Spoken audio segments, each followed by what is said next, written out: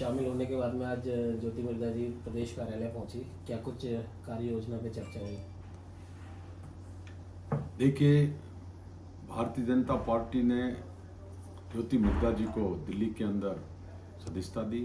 ज्योति मिर्धा जी ने party join करने के पश्चात आज दोपहर में सुबह फोन आया था कि मैं प्रदेश कार्यालय आऊँगी, तो यहाँ उनका वेलकम स्वागत भी किया गया और लगातार पार्टी की 3 बैठकों में अभी आने के पश्चात वो उपस्थित रही पत्रकारों के रूप में, उनसे भी वार्ता की। इतना मैं जरूर कह सकता हूँ कि जो उत्साह, जो समाचार हमारे पास आ रहे हैं, जैसे ही ज्योति जी ने ज्वाइन की उसके बाद और अभी जो समर्थक बड़ी संख्या में उनके साथ भी आए और आने के बाद उन सब ने मिल बैठकर भारतीय जनता पार्टी की सदस्यता ली।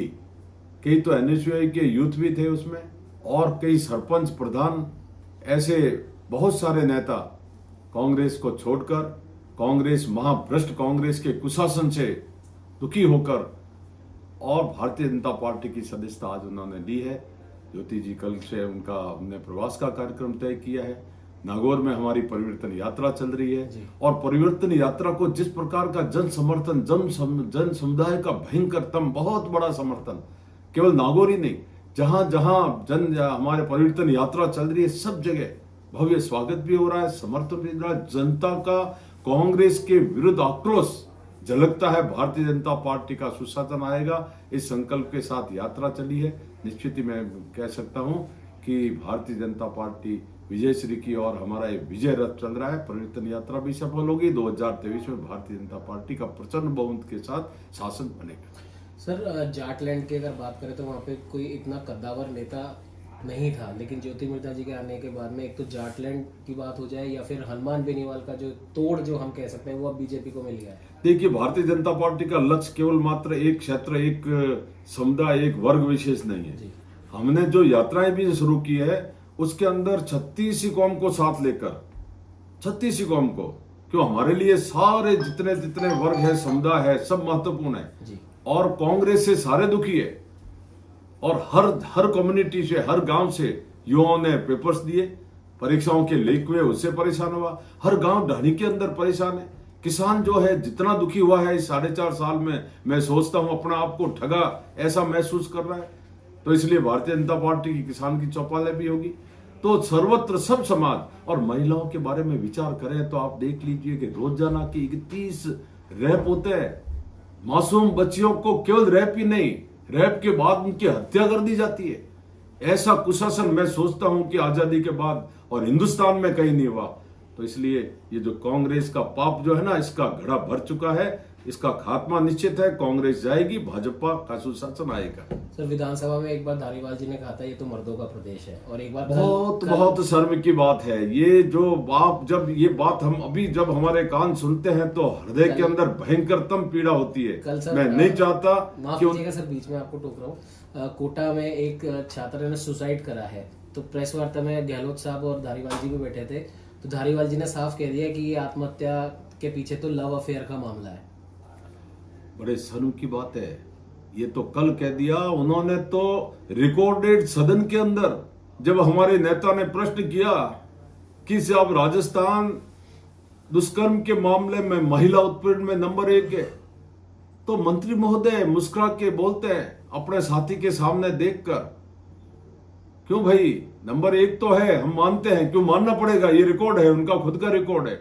और फिर बाद में बोलते हैं, हंस के कहते हैं कि भैया दुराचार दुष्कर्म तो हो गई क्योंकि राजस्थान मर्दों का प्रदेश है।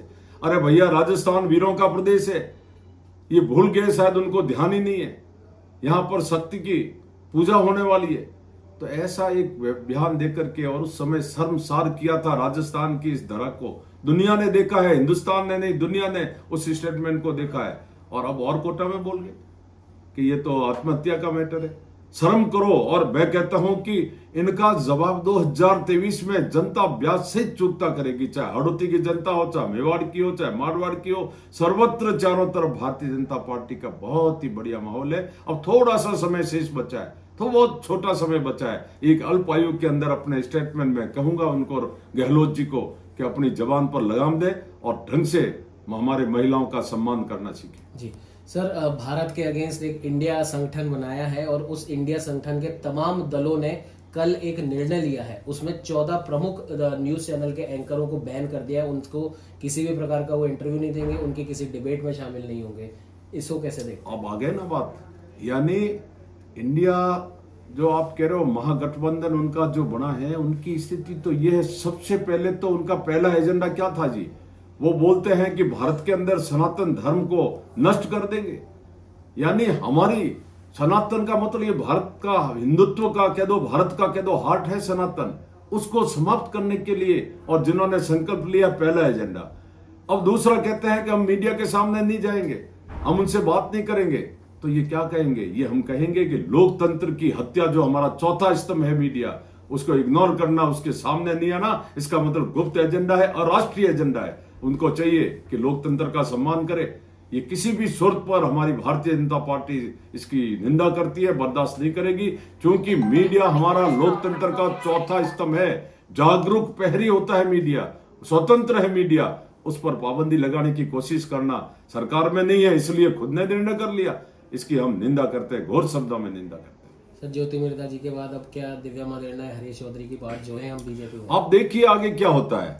हो क्या रहा है कि जिस प्रकार से जनता का समर्थन भारतीय जनता पार्टी को मिल रहा है, मेरे पास कई नेताओं के फोन आए, यहां नहीं राजस्थान के बाहर के भी, और वो कहते हैं कि मैं राजस्थान की आक्रोशित जनता के दर्शन करना चाहता हूं, जनता जनार्दन के दर्शन करने, इसलिए हम भी आपकी यात्रा में शामिल होने आ रहे हैं।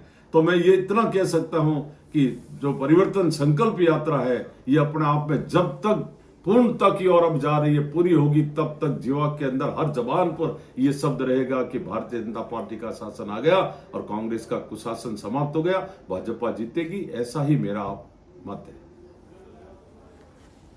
हो गया।